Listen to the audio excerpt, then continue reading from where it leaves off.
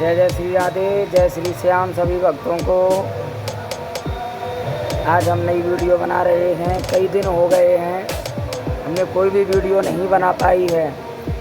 आज हम वीडियो बना रहे हैं। आज का जो हमारा कार्यक्रम था वो लंका दहन का कार्यक्रम था।